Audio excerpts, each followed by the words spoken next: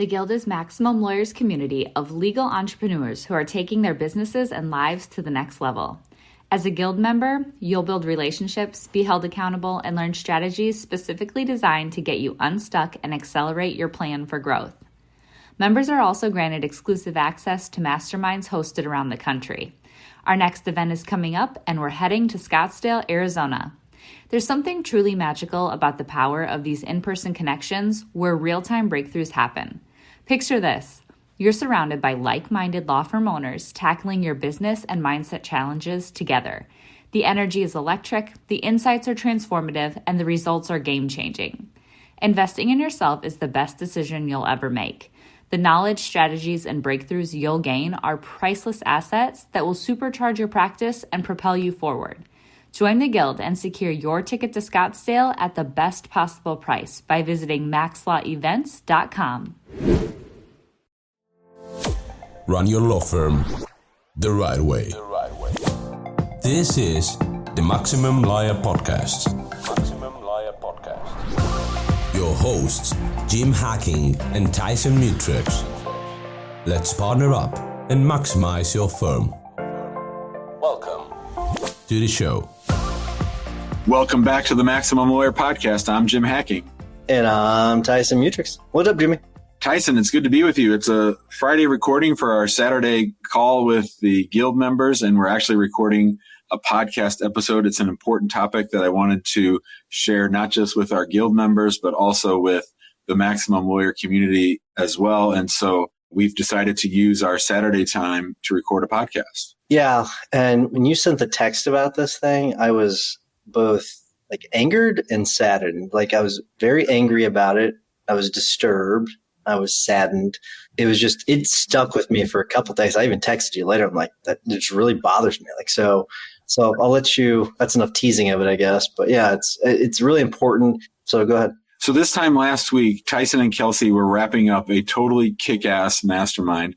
It was really great because I had to do very little. They did all the work. That made it great for me. And more importantly, it was great for our members. So we did a mastermind on automation. We called it Zapathon 2. And basically, Kelsey and Tyson blew everybody's brain about all the things that you could do with automation. And Tyson's last segment was all about AI stuff and creepy robots talking as humans. But anyway, the whole thing was great. It was really great. And it was time for me to leave. It was Eid, the end of Ramadan. So I was trying to make it back Friday night. So I left right at the end, a little bit early. And I was in the car heading to the airport. And I saw this post in a Facebook group. So I was in a Facebook group called Nerdy Immigration Lawyers. And this is basically, like a group where there were hundreds of members where people would just say, oh, I've got a 42B cancellation and I've never done one before. Anybody have any suggestions? Stuff like that. Well, there's been a longtime member in the group, a very flamboyant guy. He just got married about 2 years ago. He was 36. And somebody from his home state pops into the Facebook group and says, hey, you guys need to kick out this member right away because he just got disbarred. And apparently, and so I immediately messaged him because this is a friend I've never met, but a friend that we've talked to before. I've sent him cases for interview in his home state that I couldn't handle. And it reminded, well, I'll tell you a story about it later, but I saw the message. I was very upset by the message. I Facebook messaged him to say, hey, dude, is there anything I can do to help? Is everything okay? And then the next morning when I woke up, there was a post from his wife of 2 years. He had a stepdaughter with her too, that he had killed himself and that he had this issue with the bar. I don't know whether he was disbarred or not. I don't know anything about that, but clearly there was some kind of issue with the bar. And then this other attorney from his home state decided to make it public and to call him out in the group, which, and I would say this group meant a whole lot more to him than it did to me. Like he was one of these guys who would go out drinking and eating steak dinners whenever he was in another town with other members from the group. So he was much more invested in the group than I was. And actually, I left the group because I've had it with that stuff.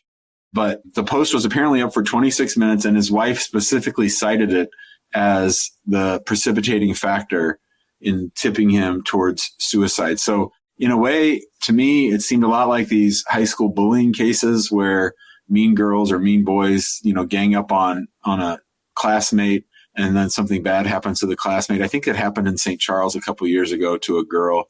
I think her name was Megan. But anyway, really tragic, really sad. His wife said they had plans for this weekend to travel. She thinks it was very much an impulsive thing. And I was just really, really upset about it, about the whole thing. And so, we often talk about how hard the practice of the law is. We often talk about suicide on here. So I wanted to bring that up with you and to just talk it through with everybody. Having handled multiple suicide cases at this point now, what people don't really realize, so just if you kind of look at the science part of it, is that, and the research on this specific topic, is that it is for the most part, a very impulsive thing. There's a small segment of society that they're probably going to do it no matter what. Okay. Because just their chemical makeup. But most of the time, if you can get past that first 48 to 72 hours, they'll get past it. They'll never attempt it. They may think about it, but they'll never actually attempt it. So this is a scenario where he finds out that Friday. So his desire to do that is at its maximum. And then he sees this Facebook post, which then just piles on. And so it's a shame, because I wish someone could have instead, like you, it would have been more of reaching out to him as opposed to piling on. And if I think that for those of you listening to this, we're going to see disbarments for the rest of our careers. They happen on a regular basis. And I hope that most people, instead of piling on, instead of staying silent, if you know the person, reach out to them and comfort them, because it sucks. It's a terrible thing. Life will go on.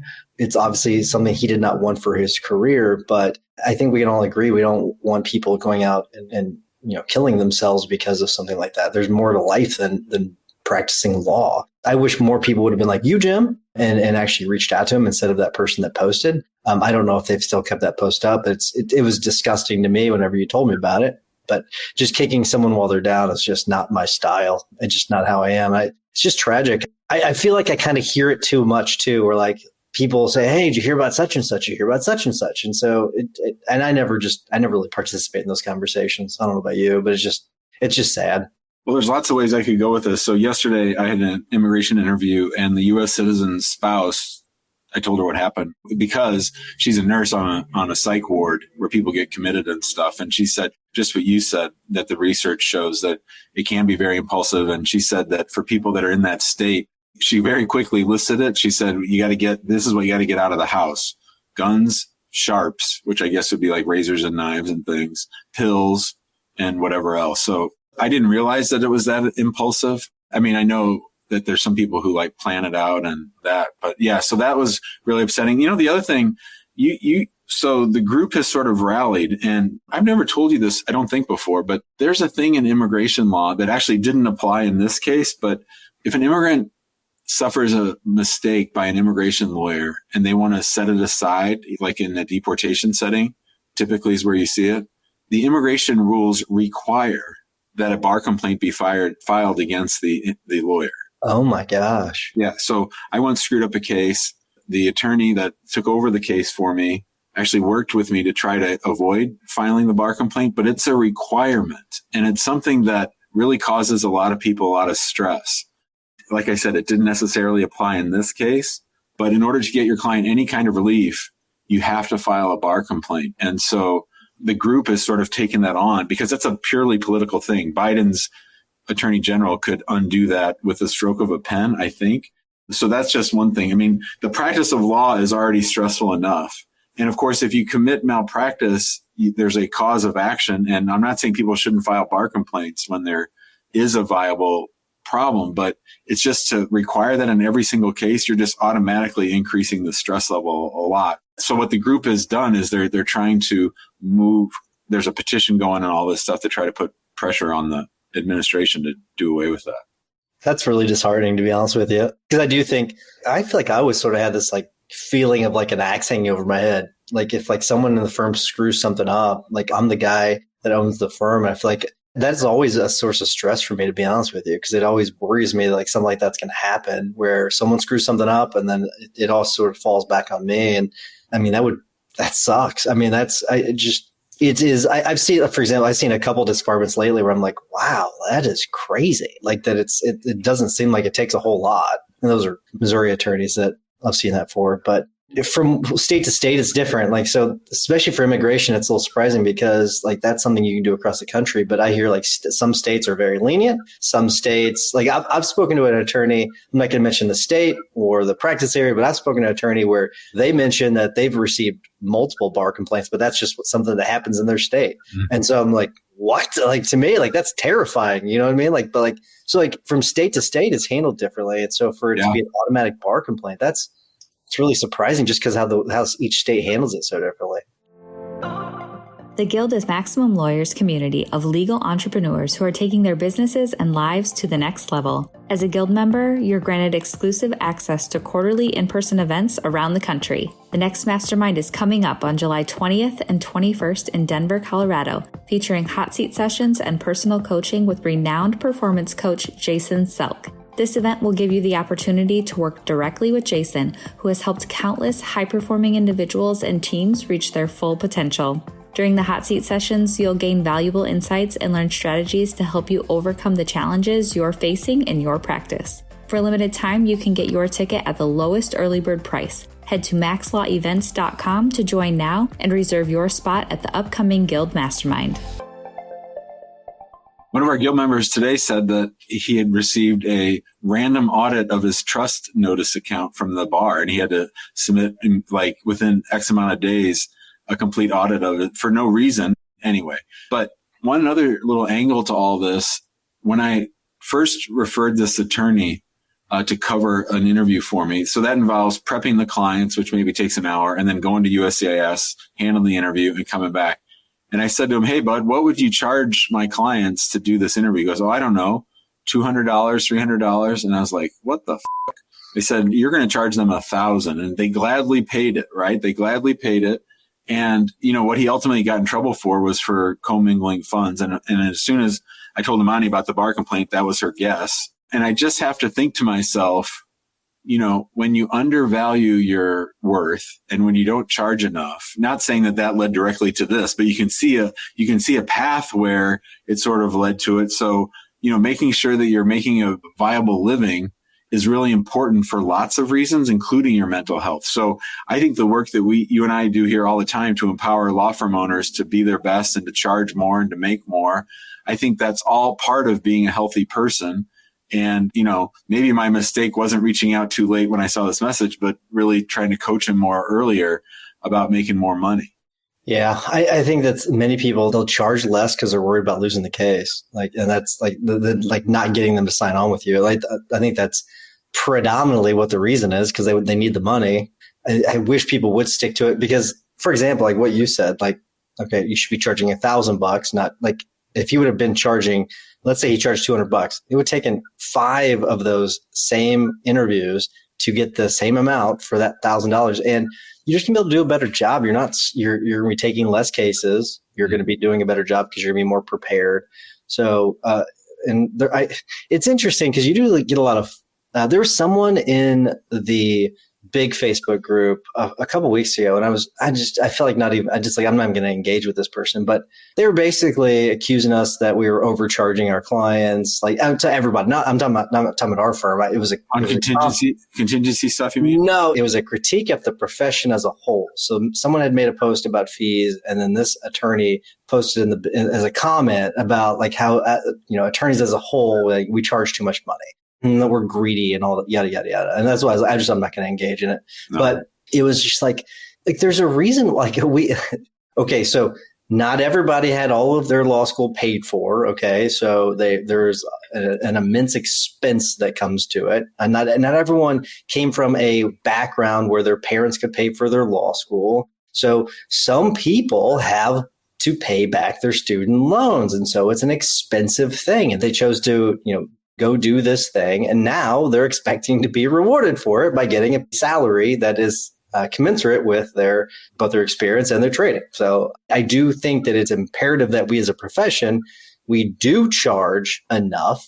And for the people that cannot afford it, which there is that contingent, take on pro bono cases if you want to. I encourage that. If you are one of those people that feels guilty about how much you charge, okay, take on pro bono cases, take on those cases. But there's also several legal services across the country that are there for that purpose. So there are other alternatives, but you don't have to be that charity to all of your clients to put you in a position that puts you in a massive predicament, because it sounds like, if he's commingling his funds, he's mixing his client money with his money, which means he probably overpaid himself or something like that.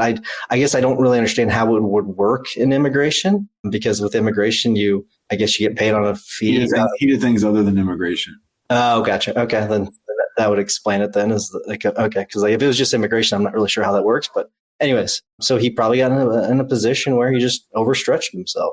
All right, so let's change subjects up a little bit. So that post was only up for 26 minutes. It was taken down before anybody knew what happened. The attorney got kicked out of the group, and the attorney is now being vilified by everyone who stayed in the group and just across social media. So I'm really frustrated with social media out of this whole story, but it was really interesting. Then everyone started piling on her, the attorney who did this. And I was like, Jesus Christ, you guys trying to do it all again? Trying to do it all again? I mean, what the hell? So she left the group, and I'm sure she feels terrible.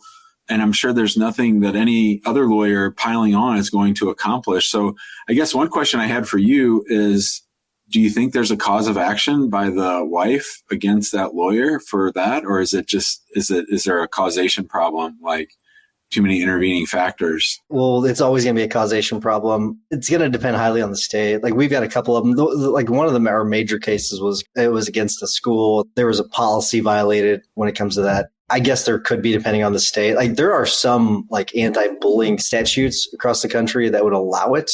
And so it depends. It would probably have to be a cause of action that's set out via statute. You could also if I'm thinking this through a little bit, let's just say this was in Missouri.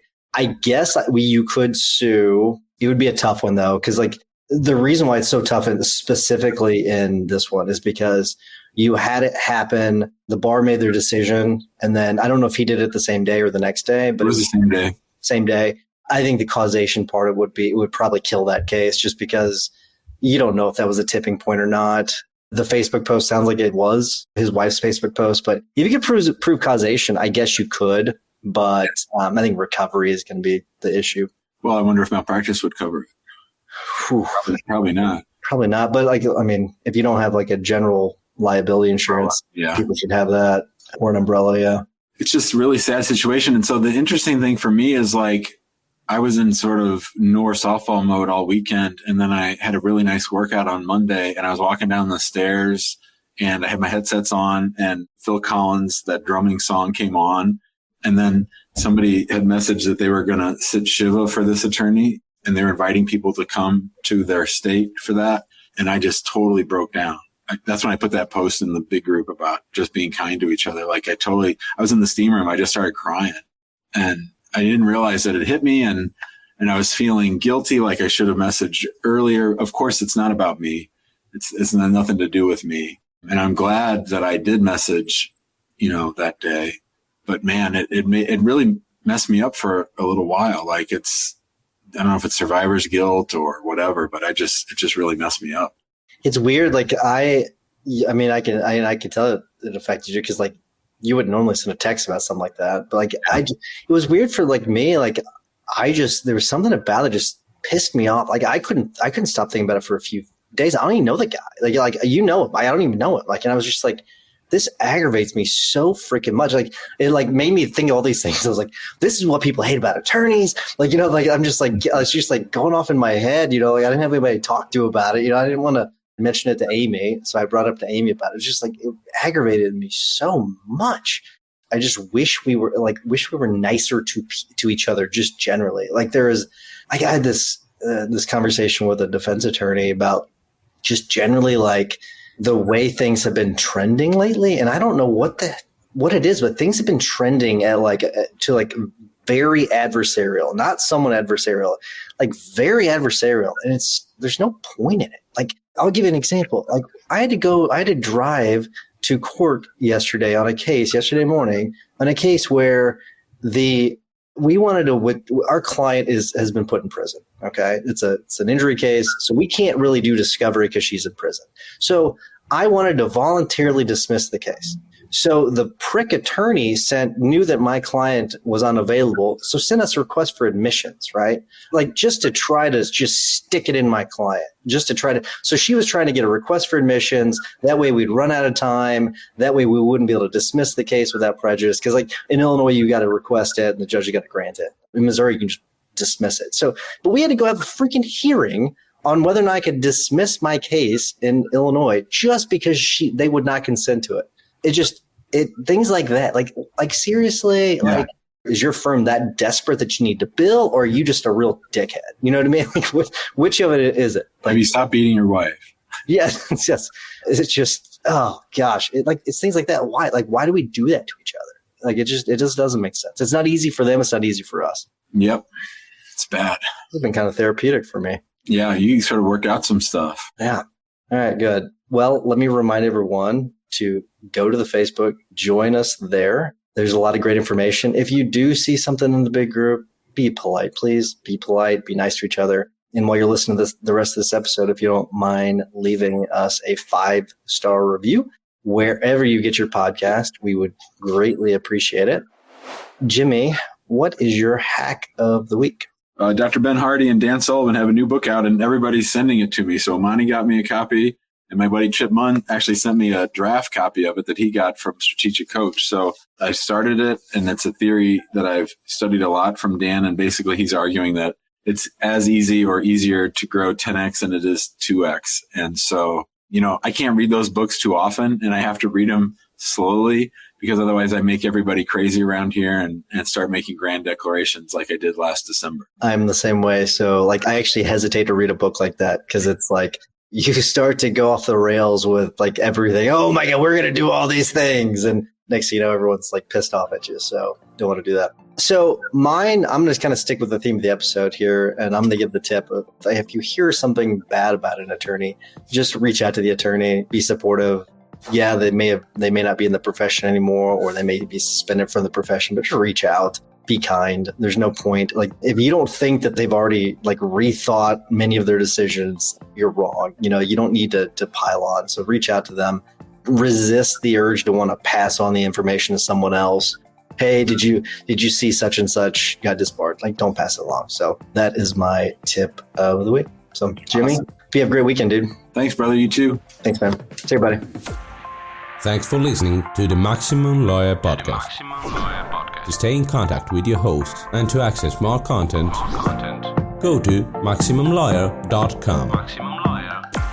Have a great week and catch you next time.